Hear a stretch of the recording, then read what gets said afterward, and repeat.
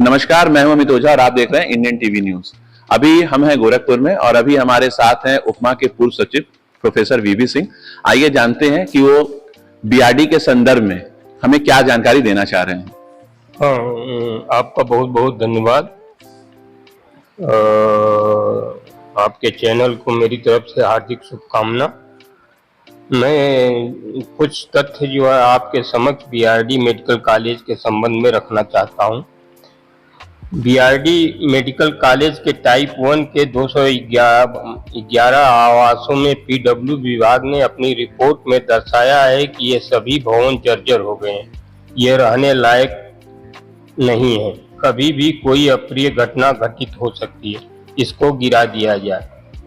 इसके बावजूद भवन लिपिक रंभू प्रसाद पुत्र अर्जुन प्रसाद टाइप 1 के आवासों को प्रति माह 1,500 किराया पर चोरी से उठा दिया है। अवैध रूप से रह रहे समस्त किराएदारोरों से प्रतिवर्ष 2 लाख वसूली करता है, जिसमें से 50% प्रधानाचार्य गणेश कुमार को देता है और 50% जो है वो अनुरक्षण विभाग के लोगों द्वारा बांट लिया जाता है। 25 वर्षों से बीआरडी मेडिकल कॉलेज में रंभू प्रसाद तैनात है। टाइप 1 में अनाधिकृत रूप से रह रहे लोग फ्री में बिजली, पानी एवं अन्य सुविधाओं का उपयोग कर रहे हैं। अधिकांश लोग हीटर पर खाना बनाते हैं, जिसका विद्युत अतिभार उत्तर प्रदेश सरकार को वहन करना पड़ता है। यदि कोई भवन लिपिक स्टोर कीपिंग रंभू प्रसाद की शिकायत करता है तो उसको वो धमकाता है कि मैं ST/ST का मुकदमा आपके खिलाफ ठोक दूंगा। ST/ST एक्ट का गणेश कुमार और रंभू प्रसाद दोनों अनुचित लाभ उठा रहे हैं। इस संबंध में कार्यालय वरिष्ठ अधिकारी अनुरक्षण मेडिकल कॉलेज गोरखपुर ने अपने पत्रांक संख्या 668 BRG-MC 24 अनुरक्षण अति आवश्यक सूचना प्रेषित किया है। इस कार्यालय के पत्र संख्या 339 BRG-MC-21 अनुरक्षण दिनांक 19 जनवरी 2021 एवं पत्र संख्या 09 BRG-MC-222 अनुरक्षण दिनांक 11 अप्रैल 2022 द्वारा बीआरडी मेडिकल कॉलेज गोरखपुर में स्थित टाइप 1 के आवासों में अध्यासियों से अपेक्षा किया गया था कि संदर्भित आवास के कमरे को खाली कर अन्यत्र रहने की व्यवस्था कर लें, परंतु लगभग 2 वर्ष से अधिक समय व्यतीत हो जाने के उपरांत आज तक आवास खाली नहीं किया गया, जबकि पूर्व में सूचित किया जा चुका है कि उक्त आवासों का लोक निर्माण विभाग के द्वारा निरीक्षण किया गया। निरीक्षण उपरांत लोक निर्माण विभाग द्वारा अपने रिपोर्ट में अंकित किया गया है कि टाइप 1 भवन वर्तमान अवस्था में के अनुसार उपयोग करना सुरक्षित नहीं है। तो ऐसी स्थिति में आप समस्त अधिवासियों को पुनः अपेक्षा की जाती है कि अन्यत्र अपने रहने की तत्काल व्यवस्था करें, अन्यथा किसी भी स्थिति में किसी प्रकार की अप्रिय घटना घटित होती है तो वे स्वयं जिम्मेदार होंगे। जबकि उसमें केवल 211 भवन हैं, जिसमें 45 कर्मचारी अभी शेष हैं। 155 लोग जो हैं बाहर के लोग रह रहे हैं, वो पूरा भरपूर बिजली का उपयोग उठा रहे हैं। अनुरक्षण विभाग का जो लिपिक है रंभू प्रसाद, उसने वो सारे भवनों का ताला खोल दिया है और प्रत्येक किराएदार से 1,500 रुपया लेता है। एक तो वो भवन का किराया नहीं देते हैं, बिजली का बिल नहीं देते हैं, पानी का कोई नहीं देते हैं, सब लाभ उठाते हैं। और यह सारा भार जो है भारत सरकार, उत्तर प्रदेश सरकार पर आता है।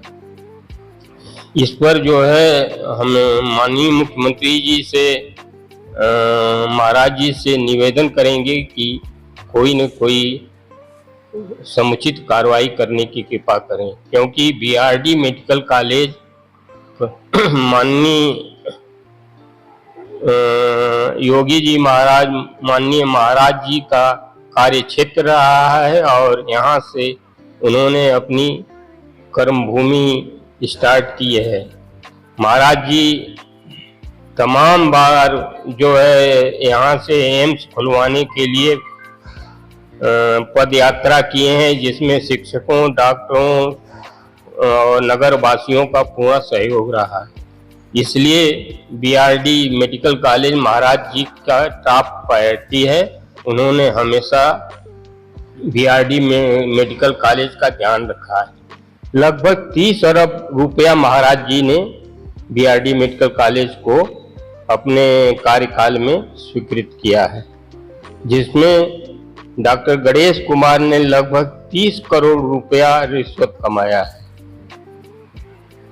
तो अभी जो सबसे बड़ा जो मामला है टाइप 1 के आवास का है, जो कि ऑलरेडी पीडब्ल्यूडी जो पेपर आप हमें दिखा रहे हैं वो अपने दर्शकों को भी दिखाएंगे, जो कि पूरी तरीके से रहने के लिए, किसी भी तरीके से रहने के लिए सुरक्षित नहीं है। हाँ, बिल्कुल सही कह रहे हैं। किसी भी तरीके से रहने के लिए सुरक्षित नहीं है। और आपको बताते चलें कि अभी 1-2 माह पूर्व ही गोरखपुर में भूकंप के झटके भी महसूस किए गए थे, यानी कि उसमें रहने वाले लोग कम पैसे के चक्कर में अपनी जान को जोखिम में डाल के रह रहे हैं।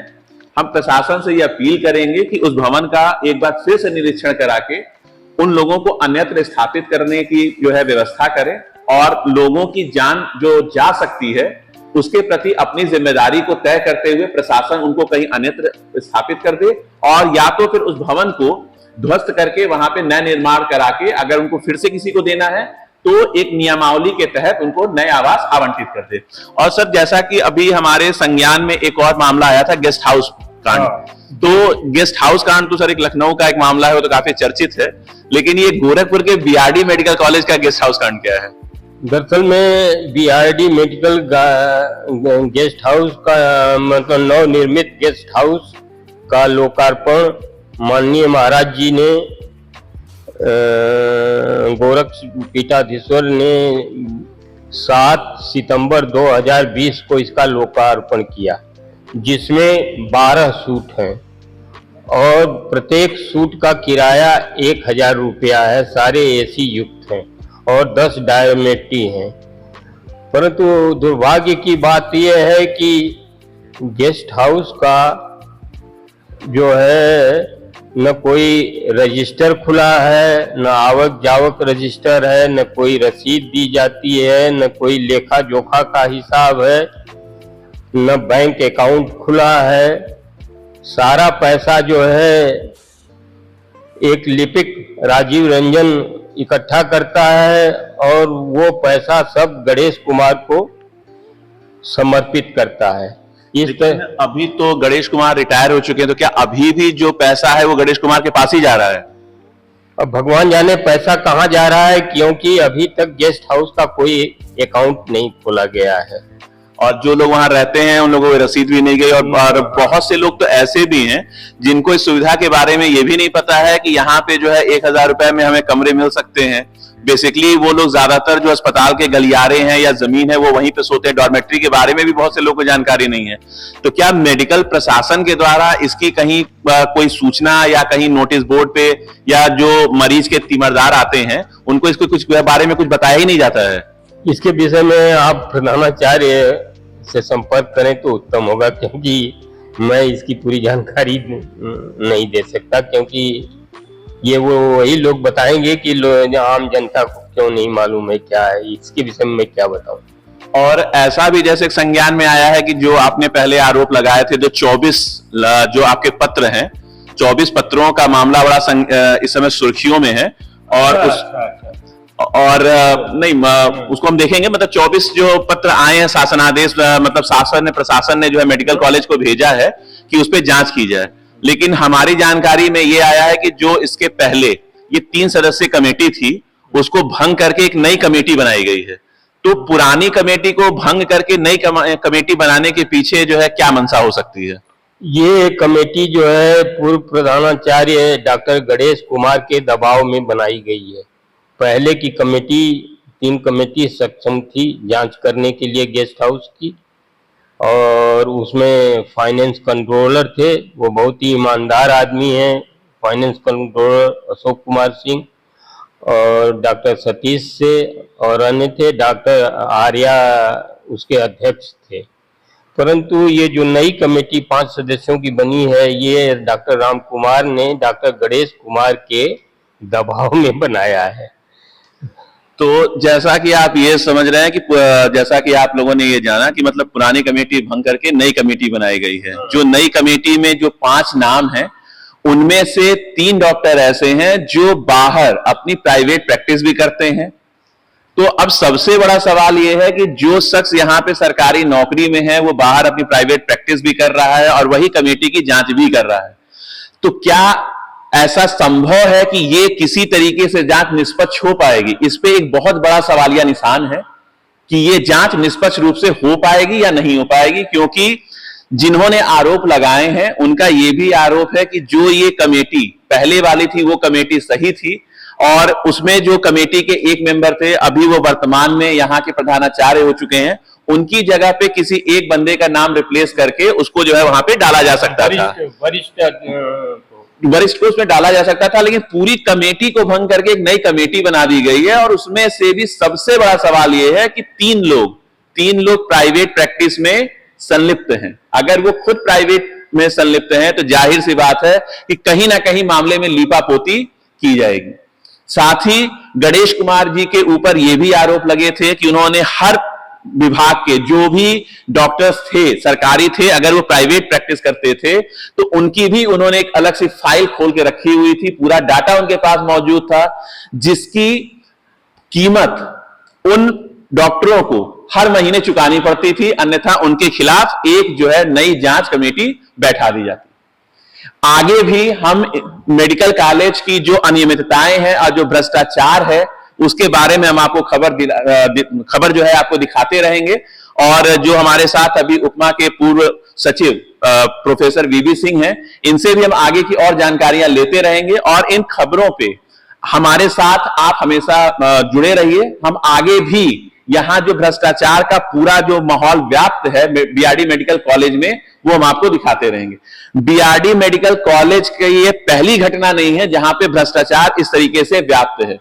हमारे माननीय प्रधानमंत्री जी ने एक बार शायद मजाक में क्या कह दिया कि आपदा में अवसर तलाशिए, लेकिन अब आलम यह है कि बीआरडी मेडिकल कॉलेज में हर आदमी आपदा में अवसर तलाश रहा है। इस तरीके से अगर चलता रहेगा तो जो अगल बगल के जिले हैं, जो समीपवर्ती जिले हैं, वहां से लोग बड़ी आस से बीआरडी मेडिकल कॉलेज में अपना इलाज कराने आते हैं, अपने परिजनों का, अपने मरीजों का इलाज कराने आते हैं, और ये उम्मीद रखते हैं कि यहां पे उनको समुचित इलाज मिलेगा। लेकिन जिस तरीके से बीआरडी मेडिकल कॉलेज में रोज एक नया चैप्टर, एक नया पन्ना खुल के आ रहा है भ्रष्टाचार का, इसमें कहीं ना कहीं ऐसा प्रतीत होता है कि कहीं ना कहीं किसी ना किसी बड़े सफेदपोश का हाथ है, जिसकी वजह से हर मामले में लीपापोती की जा रही है। चाहे ये आपके गेस्ट हाउस कांड का मामला हो, चाहे टाइप 1 में अनाधिकृत लोगों के रहने का मामला हो, चाहे बिजली चोरी का मामला हो, चाहे एम्बुलेंस माफिया, मेडिकल माफिया का मामला हो। गोरखपुर से इंडियन टीवी न्यूज के लिए अमित ओझा की रिपोर्ट।